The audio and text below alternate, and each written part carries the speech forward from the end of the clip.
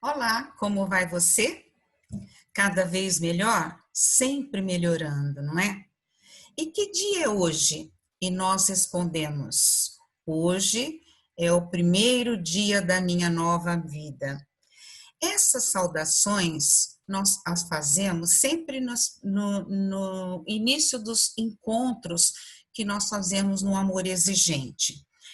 E elas são essenciais porque são um estímulo para ajudar a gente a mostrar que a nossa vida está melhorando, né? Que eu estou mudando, principalmente, não é? Tá?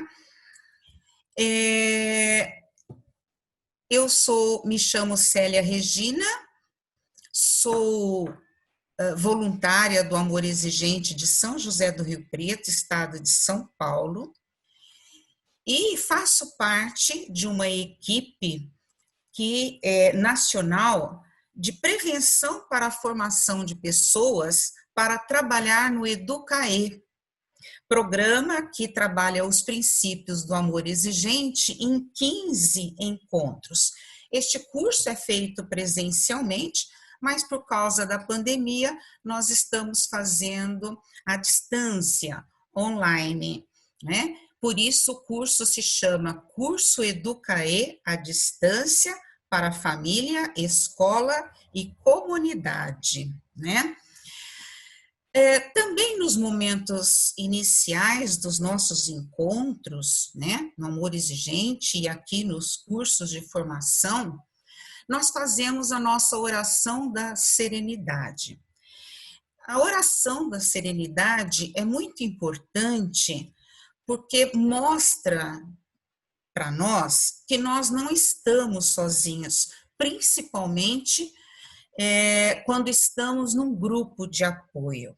Então, vamos fazer a nossa oração da serenidade, que nós fazemos de mãos dadas, de mãos unidas, não é? Eu seguro a minha mão na sua, uno o meu coração ao seu, para que juntos possamos fazer aquilo que sozinho eu não consigo.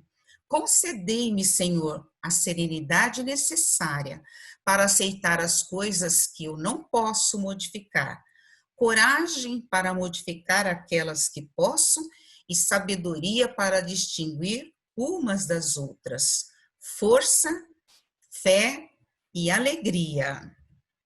Ainda nos momentos iniciais, nós temos também um momento de espiritualidade. Não importa a crença, não importa a religião, este momento de espiritualidade serve para mostrar para a gente, né, que existe um significado na vida e que nós precisamos sempre buscar um significado para a nossa existência. E hoje, esse significado está relacionado com a forma com que nós agimos. Por isso mesmo, eu escolhi essa fábula, né, chamada Lição do Monge. Então, existia, de acordo com a fábula, um monge que era muito admirado pelo modo como ele agia. Um dia ele convidou um jovem noviço para evangelizar com ele. No dia seguinte, acordaram bem cedo e voltaram à tardezinha, mas o jovem, né, noviço, falou para o monge que estava muito triste porque eles não haviam levado a palavra de Deus a ninguém aquele dia. E o monge, sorrindo, disse para o jovem: nós evangelizamos mais do que com palavras. Ajudamos uma donzela na taberna que estava sendo importunada.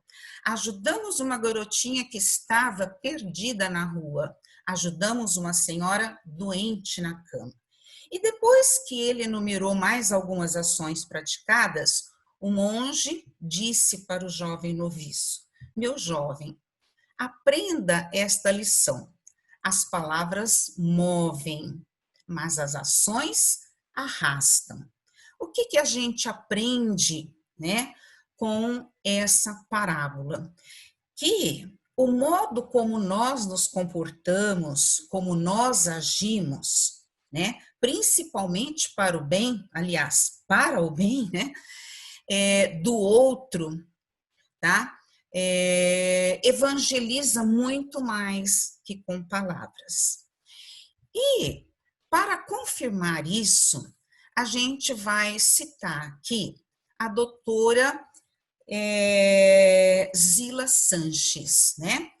A doutora Zila Sanches é professora de epidemiologia do Departamento de Medicina Preventiva da Unifesp, a Escola Paulista de Medicina.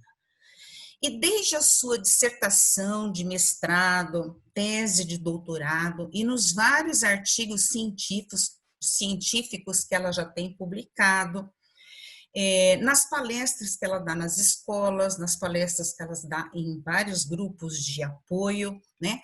Ela analisa, tá? Faz uma grande análise de que a prática da espiritualidade, né, ajuda muito na recuperação de dependentes de drogas e principalmente na prevenção de crianças e jovens.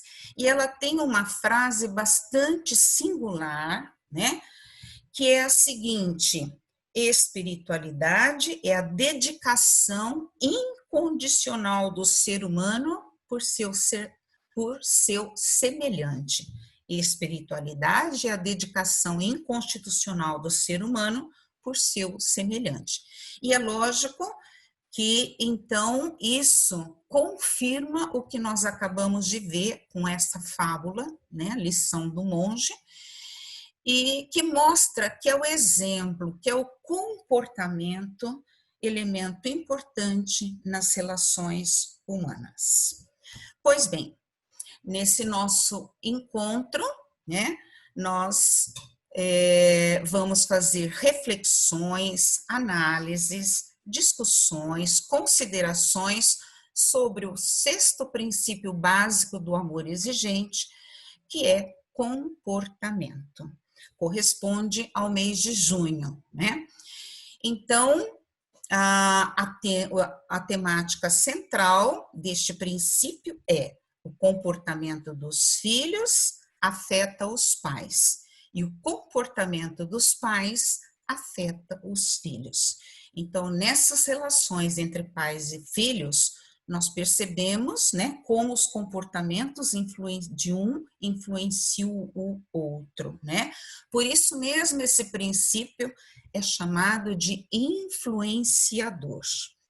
Vamos ver, em primeiro lugar, né, como o comportamento dos pais afeta o comportamento dos filhos, né? Tá? Vejamos, a força do exemplo não pode ser subestimada e ela se apresenta nos comportamentos mais simples do cotidiano, né? Então, é preciso a gente lembrar que os pais, né, e os adultos, de um modo geral, são modelos de identificação, né, para crianças e jovens, tá? Vejamos um primeiro exemplo. Vamos imaginar a seguinte situação, né? Um pai, né, fica tempos e tempos, às vezes anos, falando para o filho que não pode mentir, que mentir é um comportamento inadequado. Então, ele fica falando, né, sempre para o filho não mentir. Mas num determinado dia, na hora do almoço ou do jantar, está todo mundo na mesa, o telefone toca e o pai fala para o filho: olha, filho, vai lá atender e se for comigo, você fala que eu não estou. Então, vejamos a situação. O que vocês acham que o filho introjetou? Aquilo que o pai falou para ele durante anos ou esse momento, esse único comportamento, não é? Então, veja, tá, que o pai teve um comportamento inadequado e isso está servindo muito mais como exemplo, como a gente acabou de ver, o exemplo arrasta. Então, em grande porcentagem, esse exemplo, né, esse comportamento inadequado do pai foi muito mais negativo para o filho, foi muito mais influenciador para o filho que aquilo que ele tem falado anteriormente sobre não mentir. Vamos ver um segundo exemplo. Olha a primeira ilustração, né? Pai e mãe fumando, a menina chega, a filha chega com um maço de cigarro e a mãe fala para ela: de onde você tirou essa ideia de que você pode fumar, não é? Então, vejamos que os dois estão fumando e a menina acha que pode fumar também, né? Então, veja que é o comportamento, não adianta o pai e a mãe falarem para a filha não fumar se eles fumam, não é? É claro, gente, que eu, por exemplo, meu marido e eu tenho 4 filhos, né? Só um fuma, só um filho fuma. Então, não fui eu que ensinei, não é um comportamento meu, ele não aprende comportamento inadequado só com os pais, não é? Tá? Mas a gente precisa saber que, em primeiro lugar, a gente está influenciando mais que os outros de fora, não é? Tá? Na segunda ilustração, a gente tem o pai agredindo o filho, aí o filho agride a irmãzinha e a irmãzinha agride o animalzinho de estimação, né? Então, nós vamos verificar que a agressividade, a violência, seja verbal, seja física, né, seja psicológica, ela é um comportamento também, na maioria das vezes, aprendido, né? Então, a criança está recebendo influência, não é? Tá? E, por outro lado, os pais também são influenciados pelo comportamento do filho, né? Dos filhos. Então, vamos ver o exemplo 1. Filhos ansiosos, agressivos, violentos tornam seus pais descontrolados, infelizes, né? Tá? Eu me lembro aqui de quando eu cheguei no Amor Exigente, faz uns 18 anos, eu era essa mãe descontrolada, né? Além de infeliz e além de assustada, né? E eu era agressiva com as palavras, eu não era agressiva fisicamente, mas tudo o que me falavam eu já respondia. Por quê? Porque na minha casa a situação, né, de dependência química com um dos familiares foi de muita agressividade, foi de muita violência e aquele comportamento inadequado do filho, né, influenciou muito o meu comportamento, mais inclusive do que de todas as pessoas da casa, e afetava até no meu trabalho, porque eu também fazia a mesma coisa, quer dizer, eu tive que reaprender, eu tive que mudar esse meu comportamento, não é? Tá? Então, esse é o exemplo 1. O exemplo 2, pais fragilizados cedem mais facilmente às manipulações do filho. Então, vamos imaginar a seguinte situação, tá? Pai e mãe não se entendem, tá? E quando um filho tem um comportamento inadequado, né, tem uma atitude que não é saudável, o pai tem uma posição e a mãe tem uma outra posição. Quer dizer, cada um fala uma língua, né? É lógico que o filho vai se aproveitar, tá? disso e vai ficar jogando um contra o outro. E ele vai manipular exatamente o mais frágil dos dois, certo? Tá? E ele vai acabar conseguindo aquilo que ele quer exatamente pela fragilidade percebida por ele no relacionamento entre pai e mãe, não é? Portanto, tá? O que a gente conclui até aqui desse sexto princípio, tá? Que esse princípio trata da influência dos comportamentos na interação das pessoas, nos grupos sociais e familiares, né? Na escola, tá? No trabalho, né? E para uma interação social de qualidade, seja na família, seja no trabalho, seja no lazer, seja entre educandos e educadores, né? Nós precisamos sempre optar por comportamentos positivos, saudáveis, né? Porque nós somos modelos de identificação, tá? Então, e a gente precisa sempre se lembrar disso, certo? Pois bem, como posso começar a mudar e a melhorar, né? Porque eu posso mudar esses meus comportamentos inadequados, né? Esse meu modo de agir, tá? Eu posso mudar minhas atitudes, né? Tá? Primeiro, o que eu posso fazer? Falar menos e agir mais.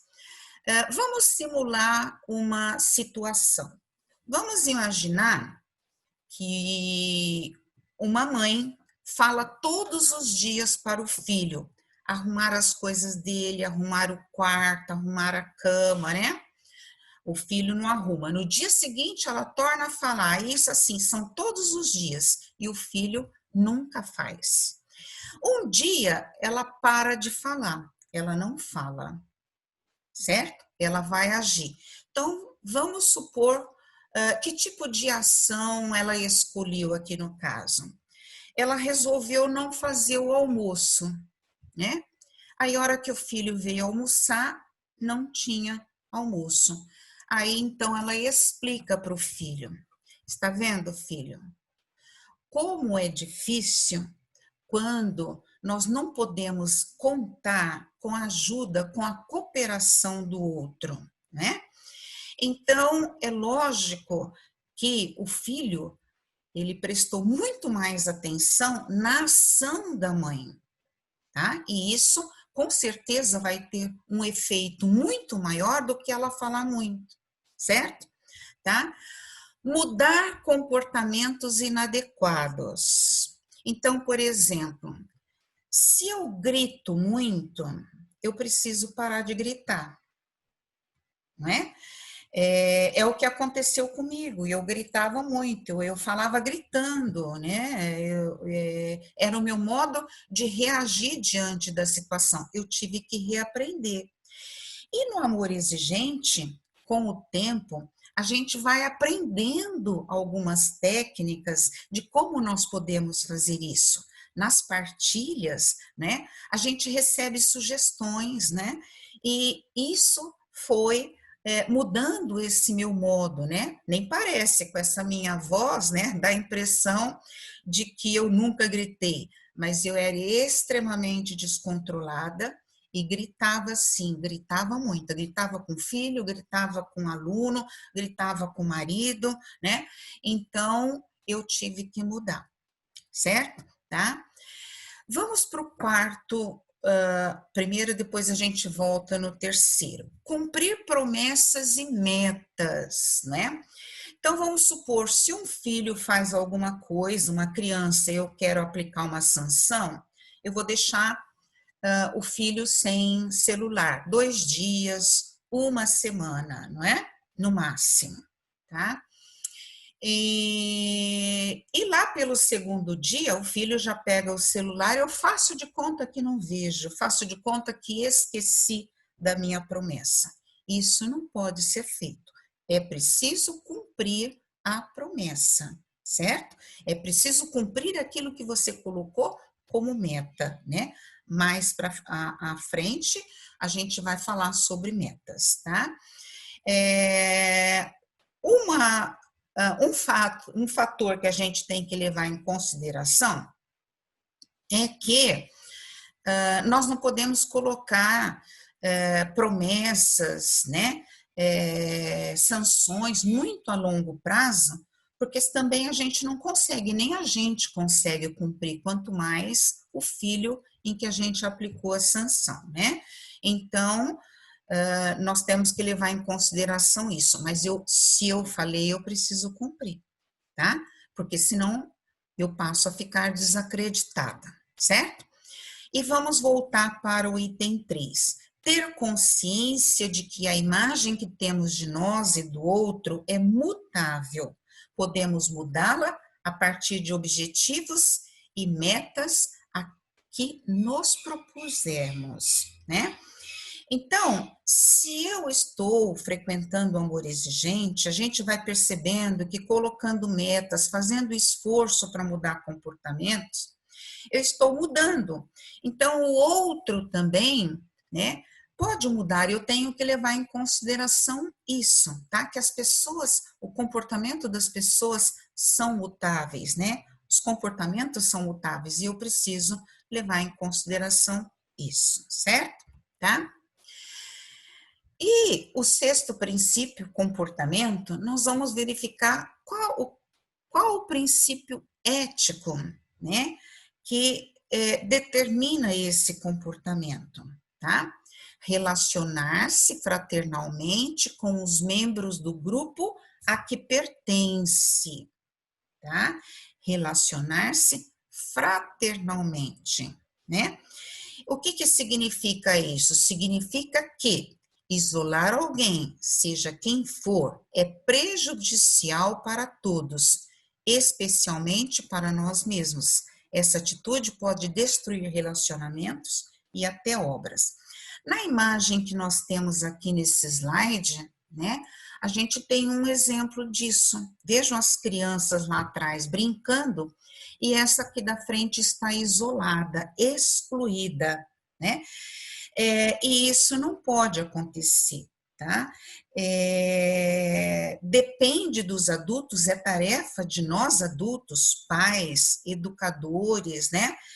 É nossa tarefa ensinar as crianças desde pequenas, tá? Que a inclusão é um elemento essencial para os relacionamentos humanos e isso não pode acontecer, tá? Daí uma série de problemas que nós temos na escola, com bullying e assim por diante, porque as pessoas estão excluindo muito a outra dos seus relacionamentos, certo? Então vejamos, nesse nosso curso a gente tem uma apostila e essa apostila tem orientações para trabalhar o sexto princípio do amor exigente, né? Com um objetivo, levar o participante que está fazendo o curso a exercer comportamentos positivos para uma interação social com qualidade. Então, a gente observa que, em primeiro lugar, tudo está sendo feito para eu me incluir no programa. Então, se eu quero que o outro, seja filhos, os educandos, os meus educandos, eu preciso, em primeiro lugar, tá, exercer comportamentos positivos, porque muitas vezes a gente não faz esse exercício, né? Então, em primeiro lugar, esse é o objetivo maior, central, tá? Segundo elemento de que nós precisamos, né, e que está na nossa apostila são os conceitos necessários à prática desse princípio, né? Que conceitos esse princípio tem que eu preciso dominá-los, eu preciso saber, né, sobre eles, tá? Analisar, fazer reflexão e análise sobre eles. Então, aqui, hoje, eu vou falar sobre interação, reação, ação e exemplo. Mas na nossa apostila tem mais princípios, depois eu só vou citar esses princípios, certo? Tá? Em primeiro lugar, vamos ver o conceito de interação, né? Qual é esse conceito? O que é interação? A relação entre o eu e o outro, que a gente acabou de falar, né? A relação mais adequada, com comportamentos adequados. Para que essa relação entre o eu e o outro seja amigável, né? Seja próximo do perfeito, porque nem sempre isso é possível, nós precisamos, né, saber que os papéis precisam ser bem definidos, né? O papel, qual é o papel que eu estou exercendo na relação e qual é o papel que o outro está exercendo na relação. Então, vamos supor, no caso da família, né? Então, os pais têm seus direitos e têm seus deveres em relação aos filhos. E os filhos têm seus direitos e têm seus deveres também em relação aos pais, à família, à casa. Assim também é entre educandos, né? E o educador, né? Os alunos e o professor, né? Comunicação clara. O que é uma comunicação clara? Nesse nosso relacionamento, nessa nossa interação, nós precisamos nos comunicar de modo eficaz, tá? Dizer aquilo que se tem a dizer, sem deixar dúvida, sem deixar mal entendido, sem deixar alguma coisa com segundas intenções, certo? Porque aí não é uma comunicação clara. Outro elemento importante na interação entre as pessoas é a cooperação, né? Eu preciso incentivar filhos, alunos, né, os educandos, tá? Que eles precisam cuidar das coisas deles, mas além disso, cuidar também das coisas da sua casa, né? Da sua escola. O ambiente escolar, inclusive, precisa deixar tarefas para os educandos fazerem, eles precisam participar, né? Eles precisam saber que aquele ambiente faz parte do cotidiano dele, e para ele gostar daquele ambiente, né? Um dos elementos é a cooperação. Então, nos relacionamentos, na interação, também é assim que se processa, né? E a transparência, o que significa transparência? Olha, as pessoas precisam ser sinceras, né? Elas precisam ser honestas nessa interação. Isso traz segurança, tá? Segurança para o filho, segurança para o educando, porque ninguém se sente seguro quando a pessoa se apresenta de um jeito e, na verdade, ela é de outro jeito. Isso gera muita insegurança para o filho, para o aluno. Então, transparência é isso. A transparência é uma relação, né? Sincera, franca e honesta para poder gerar segurança, tá? É esse o elemento central. Vamos ver os conceitos de reação e ação juntos, né? O programa Amor Exigente incentiva, estimula a ação e desestimula a reação. Por quê? Né? Porque diante de um comportamento inaceitável, né, de um filho, de um aluno, por exemplo, os pais ou os professores não podem competir com esse filho, com esse aluno, com outro comportamento inadequado. Por quê? Porque pais ou professores, educadores perdem a dignidade. É por isso que nós não podemos reagir, porque muitas vezes, na maioria das vezes, aliás, a reação, o modo como a gente reage, a gente perde a dignidade, certo? Aqui a gente colocou 2 exemplos. Então, vamos pegar um exemplo da criança, né? O filho quer uma coisa, tá? E a mãe não dá, ou está demorando para atender, ou não quer atender aquilo que o filho está querendo. Então, o filho reage gritando, chorando, fazendo chantagem, né? Uma reação do pai ou da mãe seria também o grito, tá?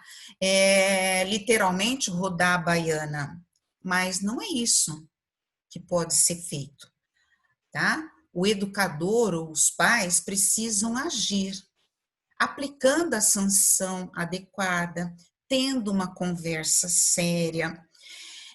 Eu sempre digo, né, a gente lê em livros de psicologia, principalmente, que quando alguém fala alguma coisa de que a gente não gosta, que magoa a gente, né?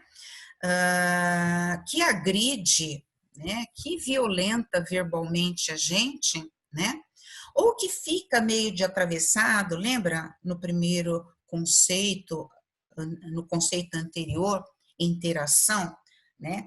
Não fica uma comunicação clara, fica alguma coisa de atravessada na conversa, é bom a gente não reagir, não falar na hora, certo? A gente espera, tá?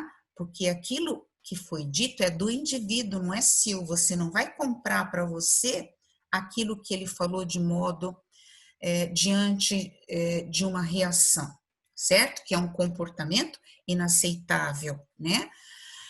Eu espero passar um dia, 2 dias, até uma semana. Eu vou fazer uma análise, reflexões, né? Vou colocar as ideias em ordem, tá? E depois eu vou chamar o indivíduo e vou falar: olha, você lembra quando você disse aquilo para mim, assim, assim? O indivíduo vai estar mais, o outro vai estar mais calmo e você também vai falar com mais precisão, né? Então, nesse primeiro exemplo do filho aqui que grita, essa conversa séria dificilmente vai dar para fazer uma conversa séria diante da reação do filho de modo imediato, né? Então, a gente normalmente vai falar: a hora que você parar com esse show, com essa reação, a gente vai conversar, né? Então, é assim. Uma pessoa adulta, um filho adulto, por exemplo, que tem um comportamento inadequado de faltar muito do emprego. Qual que é a reação do filho para ele faltar do emprego? Ele vai levar um atestado médico falso, ele vai contar uma mentira, né? Às vezes até falta porque está doente mesmo. Mas, dependendo do histórico do filho, né? A gente sabe que a recorrência é essa. Muitos pais, tá, acabam reforçando esse comportamento, reagindo. Como reagindo? Pega até o telefone e liga no emprego do filho, falando: meu filho não vai porque está doente, tal, depois ele vai apresentar um atestado médico. Veja, a gente acaba reforçando um comportamento inadequado. Isso é reagir. Qual que é a forma correta? Diante desse comportamento adequado de um filho já adulto, os pais, né, dói, sabe? Dói, mas os pais precisam deixar os filhos aguentarem as consequências. E às vezes, a pior delas é até perder o emprego. Mas é assim que o filho vai começar a pensar sobre essa situação dele. Nós não podemos reforçar. Então, nós precisamos agir, certo? Tá? O conceito C, né? Deste sexto princípio comportamento é o exemplo, como a gente já falou desde a nossa fábula lá, hora que a gente estava falando de espiritualidade, né? Veja que a gente tem 2 imagens aqui. As imagens mostram, na primeira, a menina lendo e provavelmente, né, quase que com certeza, porque a mãe também está lendo. A criança com o brinquedinho dela, igual a máquina de cortar grama que o pai está cortando.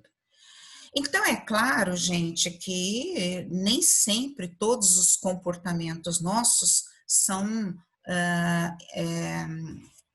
copiados introjetados pelos filhos, né? Como eu já disse, eu tenho 4 filhos, dos 4, só 2 gostam de ler muito, né?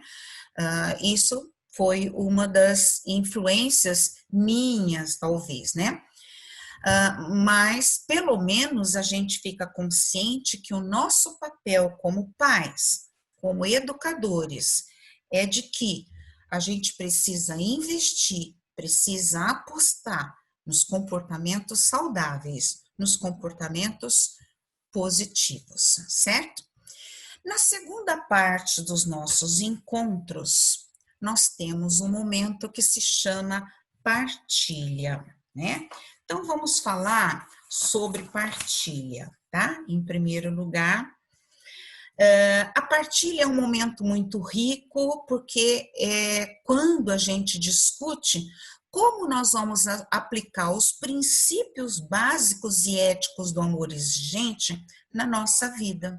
Então, é aquele momento prático das nossas reuniões, né? Em que nós vamos colocar a teoria na prática. Nem sempre a gente consegue colocar numa semana, né? Porque isso é discutido em um mês. E às vezes nem em um mês, né? São anos em que a gente tem sempre elementos para a gente partilhar, né? Tá?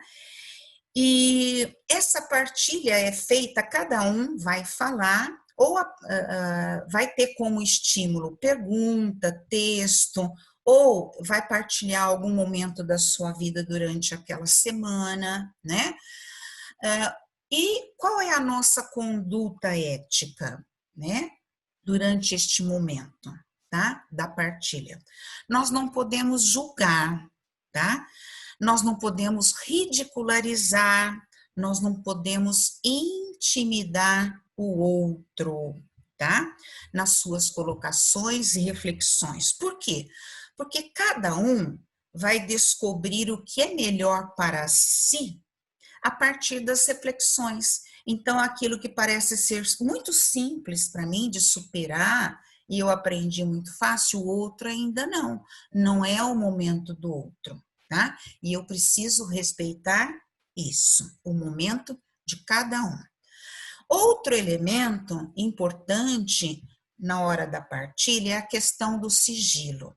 A gente sempre fala assim: o que se ouve aqui, o que se fala aqui, aqui permanece, não é?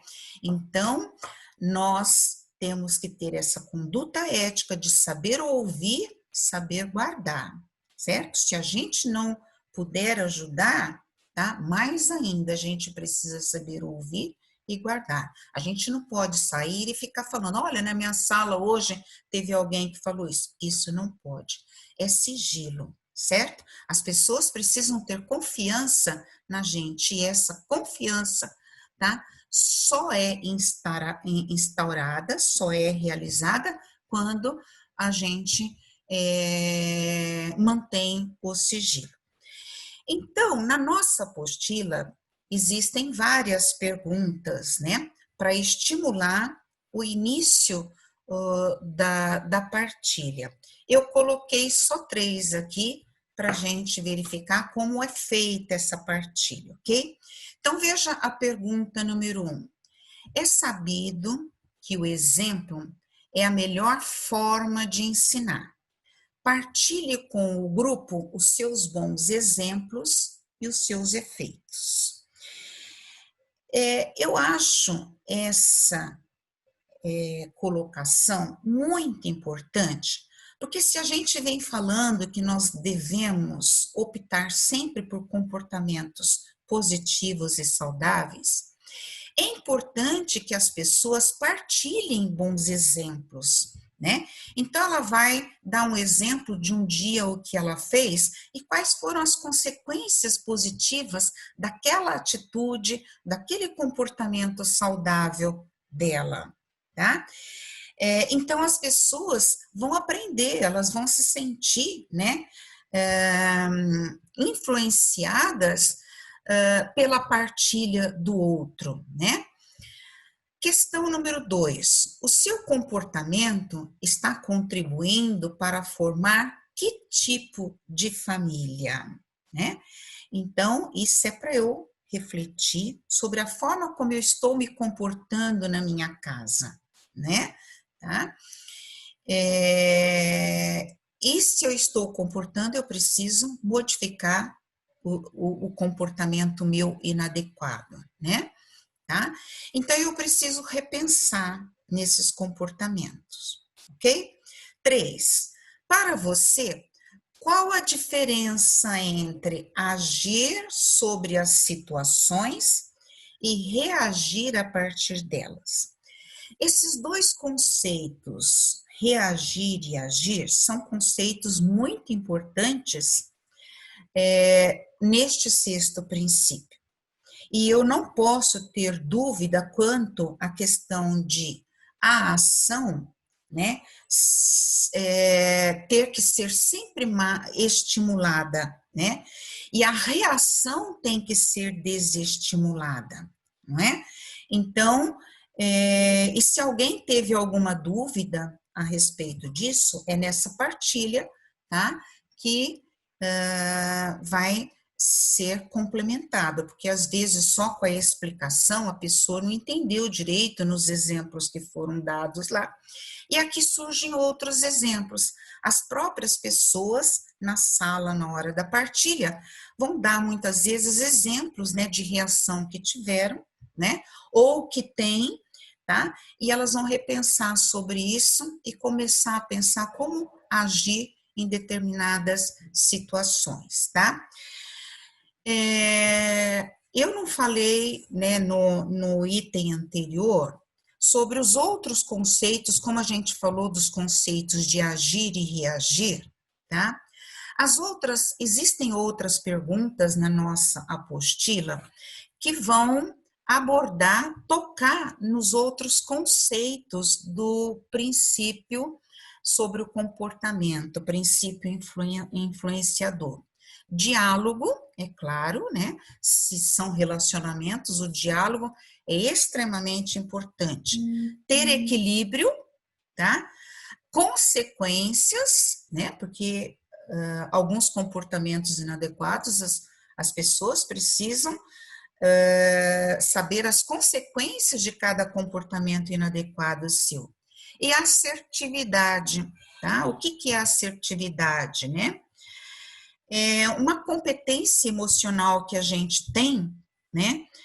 Que consegue, que faz com que a gente consiga tomar uma posição clara, né? Uma posição que demonstra segurança, né?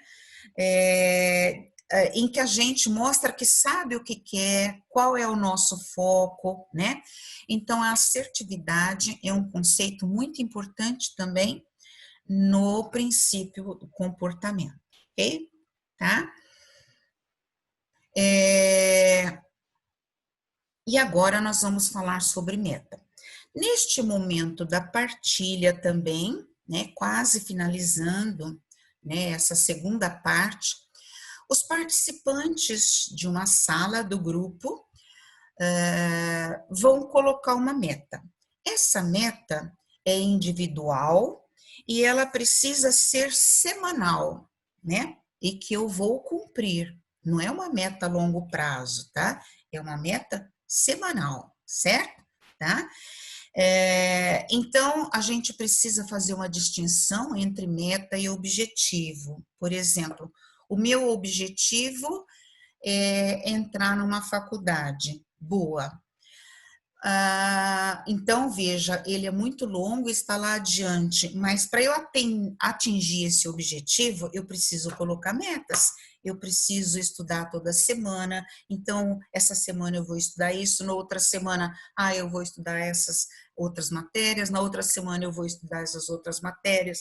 Então, eu preciso, né, saber que semanalmente eu estou colocando metas para o final do ensino médio, tá? Ou o final do cursinho, entrar numa faculdade.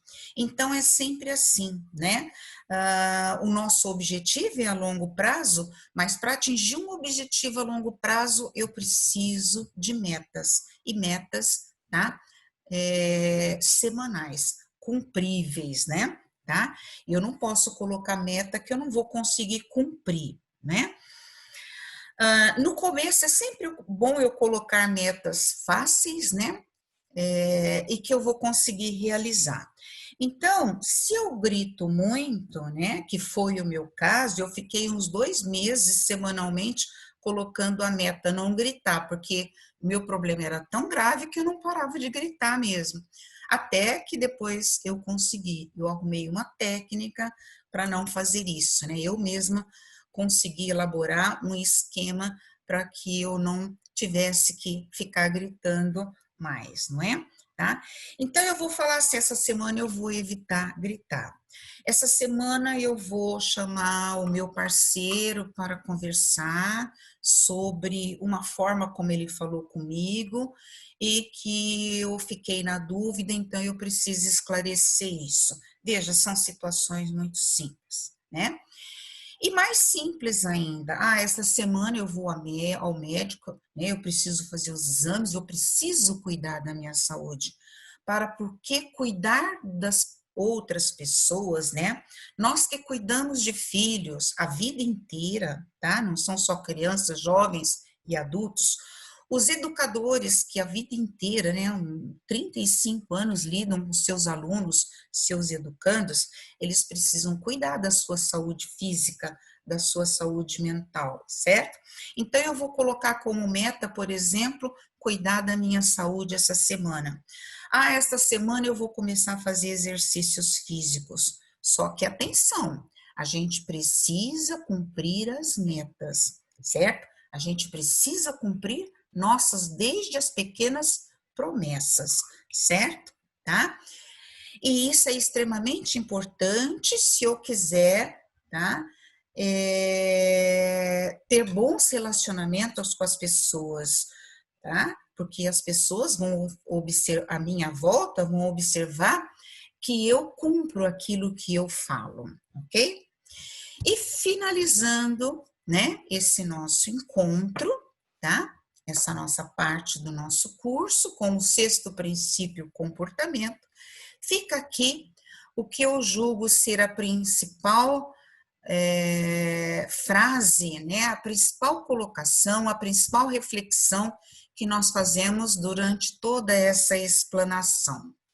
A palavra convence, o exemplo arrasta, né? A palavra é importante, mas é o comportamento que vai influenciar o outro. E nós temos 2 imagens aqui, né, de filhos, né, seguindo o mesmo comportamento que os pais, né? Então, como que nós vamos finalizar realmente? É preciso manter-se equilibrado, ser sóbrio para exigir sobriedade e assim, como dono da sua casa, da sua sala de aula, conduzir sua própria família no rumo certo. Então, foi aquilo que nós falamos. Primeiro é comigo. Eu que preciso modificar comportamentos inadequados, eu preciso fazer opção por comportamentos saudáveis, por comportamentos positivos, certo? Porque aí eu tenho condições de exigir isso também do outro, tá? Com equilíbrio, com sobriedade. Finalizamos mais um encontro do nosso curso. A vocês, um grande abraço, ok?